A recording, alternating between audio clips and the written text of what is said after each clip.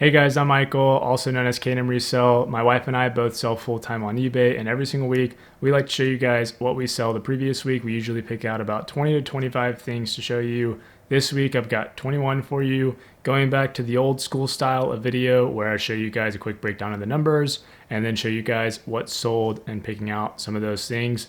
Last week, I think we did about 6,700 bucks and did around 180 items in quantity sold. So we're going to get into those numbers. Kendall and I have been thinking about possibly doing more of in-store flea market, garage sale style videos. We got a GoPro a few weeks ago, but we've been just so slammed with life that we just haven't gotten around to doing that, as those videos take a little bit longer, substantially longer to edit. These are very easy to make, but the going out and sourcing videos do take hours to create, but we are thinking about doing it. But let us know in the comments below if you guys would be interested in seeing that style of video as well. If we do that, we are probably going to make another YouTube channel so that the algorithms don't collide, as it seems like from what I have seen with the data that it helps significantly to have a channel that is niched into, let's say, what solds, and then another channel that is niched into going out and sourcing. That way, so the people who are interested in only the what solds, can get the notifications from the channel that are only what solds, and then the people who are interested in only the thrift haul stuff or going out and thrifting can get easily those notifications as well without the two notifications and stuff colliding. So let me know again in the comments if you guys would be interested in that. We are highly considering doing it. We probably will do it. We just got to get around and get some time to do it. We've got a few vacations coming up, so it'd probably be, sporadic over the next couple of months. But once we get back, we will definitely go hard on that aspect of the YouTube channel if that is something that people want to see. So let's get into the numbers and then get right into the what sold and dive in. All right, so I was slightly off on the sales amount by 150 bucks, but ended up selling 65.76 last week in sales with a total quantity of 179, bringing our average sale price to 36.74. Then we need to subtract out our sales tax collected by eBay, paid by the buyer, which was $360, minus our shipping costs of $998, our final value fee of $800, and we promote all of our listings at 10%, which ended up being a fee of $436. And then finally, our cost of goods, which is an average of $7.25, because that is on average what we spend. I ran that number actually whenever I first started the channel, and I think since then it's actually gone down because we've been a lot more picky on the margin stuff that we're picking. So this might be overshot nowadays. I probably need to rerun that number and sort of see what we're spending again, but it's always sat for the past 3 years around 725. So I just use that number, but ended up being 1297. So again, this is not an exact number. It's estimated off of our average cost, leaving us with a profit of $2,683. So let's get into the items that sold and show you guys what we sold. All right, to start us off was this awesome rubber gram. Ended up finding this a couple weeks ago at a thrift giant, and I think it was $8.99 whenever we bought it. I'll try to tell you guys the price that we paid if I remember, but some of these older items that sold, I do not remember exactly what we paid, as there's way too many items that we go through a week. But this one was awesome. I mean, just a great size, 3XLT, really cool abstract pattern. And I listed this on the very high side for rubber gram short sleeve 3XL tees with these crazy patterns. Probably listed on the top 10 or 20% of solds, and it sold within a couple weeks for a best offer of 10% off at $62.99. So 3XLT rubber grams do really well for us. They usually don't sit for longer than a month, even priced super competitively. So yeah. Next is a Canali blazer. The buyer actually has not paid for this yet, so we'll see if he ends up paying. I think it was he bought it on Sunday or something. Yeah, so ended up getting a best offer of 60 bucks for this item and ended up accepting it. Really cool houndstooth pattern, nice color, and we usually just always pick up Canali blazers unless they are too expensive, which a lot of days actually now, as of 2 months ago, they are too expensive because Goodwill raised their prices to $15 per blazer. And so 15 into 60 is fine, but the risk on blazers is semi-high because the sell-through rate is very low. So I usually, on low sell-through rate items, try not to spend a whole lot of money because there is the chance of it not selling. There's a much higher chance of it not selling. So we'll see. Next, we've got Spyro actually bought two of these Flint and Tenders, Ended up getting these at a Goodwill. Like Kendall found these. So got these at a Goodwill. Probably paid in between $5 and $8 each for them. And they ended up again selling to the same person. And I believe, let me see if I can find it real quick. They ended up selling for 10% off each of them, and they sold for a total of $52.85. If you're new here, the usual viewers know this, but if you're new here, I usually will just tell you guys the price that it sold, not including shipping and sales tax and all that. So the price he paid was actually $63, but I'm going to tell you guys the amount that he paid on the offer and stuff, or this price. So $52.85 for both of them. This one was really nice, had a nice waffle knit texture to it. Flint and Tinder, amazing brand, sell-through rate's super high. Always, we pick it up whenever we find it. Also, I'm going to let you guys know that if you see a brand in here that we sold, make sure you do your own research and figure out if it is a good item for you to pick up in your business. Just because we show you something does not mean you need to go buy it, because some of the things we do buy and sell nowadays are not necessarily good for a lot of people's businesses. So we are large volume, so we do need to go lower margin and stuff like that, and sometimes lower sell-through rate. This, on the other hand, diesel jeans, I can pretty much recommend that they're worth picking up as long as the price is right. Diesel jeans sell very well if they're men's. I'm not sure about the women's jeans. I think the women's ones are not that great, but the men's ones do very well for us, and we always pick them up, again, if the price is right. I think I paid, it was either 15 or 20 bucks for these. They sold in a week or two for the full ask price of 50. So I know I bought two of these. One of them was $15 and one of them was 20. I don't know which one was which, but yeah. This one my wife found at the Goodwill bins. Big old stain, as classic with the bins. So we ended up going to the bins together for the first time in about a month ago, I think, maybe 2 months ago, and she ended up picking this item up, and we listed it about a month or two ago as well, and ended up selling for a best offer of $45. I don't know anything about this brand. I think she just saw it, thought it looked nice. It almost looks like a Johnny Was style with the big embroideries. And so she looked it up, and it was selling pretty decent. So we ended up buying it, and it sold fairly quickly. Next is an equestrian pair of pants. So a lot of equestrian wear is super high dollar. It's a very expensive hobby to be in, or profession. Horse riding and all that stuff is a very expensive category whenever it comes to not only the horses being expensive, but also the stuff they wear. So these pants sell. They're not very common, I will tell you that. The likelihood of y'all finding this in the thrift store is probably very low, but I put it in this what sold because there are a lot of equestrian brands out there, and you would be surprised how often equestrian horse riding stuff ends up in thrift stores. So this was a new brand to us.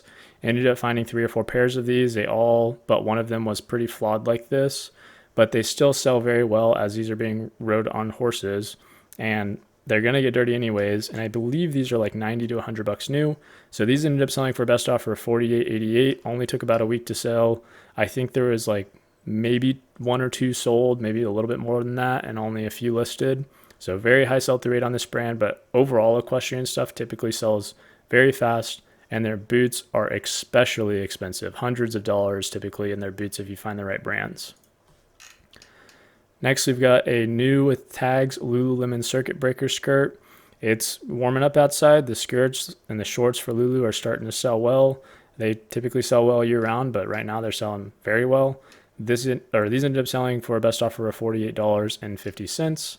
So you're going to see in this what sold, there's a lot more women's stuff than typical. We are buying more women's stuff as we truck along here, and just diversifying and expanding our brand knowledge as time goes on, as everyone should be, trying to get into more categories once you've mastered certain categories. So we've pretty much gotten very good at men's clothing, and now we are trying to branch off into more categories as time goes on, as well as also still expand the men's category clothing, obviously, because there's always stuff to learn. Next, we got some Girbaud jeans. These ended up selling for the full ask price of $50. I think they sold really quickly. These usually always sell within the month for us. Yeah, these sold in like 2 weeks. So really good brand. We usually can find it almost every other week here in Dallas. A lot of resellers pass on it for some reason, or maybe we just end up getting to the stores at the right time or not. I don't really know, but we do find it a lot, and we usually can sell it within a month, and it usually sells for around 40 to 60 bucks for their jeans. Next is another women's item. Kendall and her cousin, if you guys don't know this, they have a Poshmark store together that they do just for fun on the side while they're out shopping together and having fun for themselves. And they found this brand, not this item, but this brand, and whenever they're out doing their stuff. And it was also a jacket, and it sold within like a week on their Poshmark store.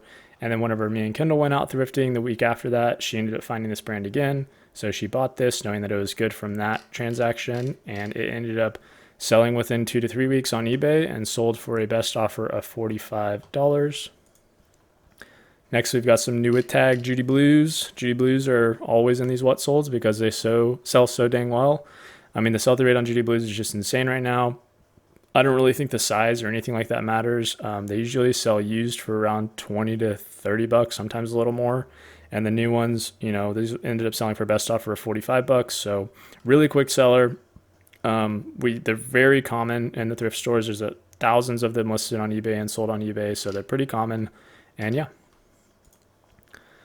Next, we've got Peter Millar, a vest. Ended up paying $3.99 for this. I bought 4 or 5 of these a month or two ago at a Goodwill. And yeah, I think I've sold almost all of them by now. This might be the last one, or maybe there's 1 or 2 more left. But this sold for a best offer of $45. We still buy a lot of Peter Millar stuff. I know a lot of people are steering clear of it, but it does well in our store, especially these spandex polyester vests. So yeah. Next, we've got Boss, vintage 90s Boss, sort of like a skater baggy jean style shorts. So jean shorts. These actually sat for quite a while. I probably priced them a little too high, but this is the first time I've ever found this brand. I didn't know anything about it, and I just didn't want to undersell it, so I listed it high, and then ended up finally selling for the list price of $39.82. And these sat for about 4 or 5 months. So, and I believe the sell-through rate on these is 100%, but they're very hard to look up sell-through rate wise because it brings in a lot of Hugo Boss jeans in the comps, and it's almost impossible to pull those out of the comps. I think you might be able to do that subtraction sign thing in the search thing and then type in Hugo Boss next to the subtraction sign. It won't pull any of them. But at the time, I didn't know about that. So next, we've got another blazer, Armani. Very low sell-through rate on Armani blazers, and the ask price, the sale prices are sort of all over the board, anywhere from $10 all the way up to 200, depending on what you've got. But certain models and certain styles and sizes do pretty decent. I'm not a master at it yet, but whenever I see Armani blazers, I do look up the sizes and the styles and the materials to see if it does have a higher sell-through rate or just in typical sells for a high price. This one ended up selling at a best offer for $42.74, and it took about a month or 2 to sell. Another Peter Millar, houndstooth quarter zip. Houndstooth quarter zip, polyester lyocell. You don't typically see lyocell in Peter Millar stuff, but this one had it. Had a small little hole from Goodwill tagging their item, so that tells me that this was from Goodwill, so it was probably $9.99, as that's typically the price for these quarter zips standard. This ended up selling for a best offer of $38.86, and yeah, probably listed this a little too low. Kendall made this listing. She usually undercuts the market heavily with flaws like this, whereas I'm like aggressive on pricing. I don't mind things sitting a little longer, but not a big deal. Still a good flip nonetheless, and yeah.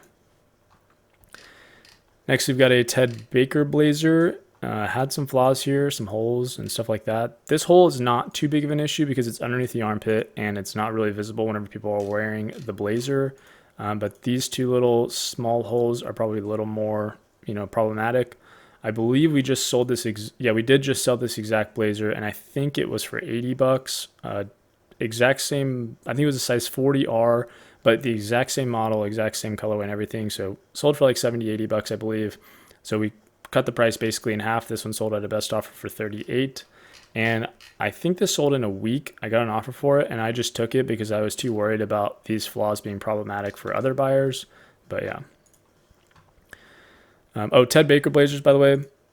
Look them up whenever you find them. They're hit or miss again. They're just blazers in general. You just always have to do deep dive research whenever you find one that you think is worth money, because the sell-through rate and all that is just all over the board all the time. So it's a big gamble in the blazer industry, but the prices are typically cheap to buy, so it's not too much capital that you're risking.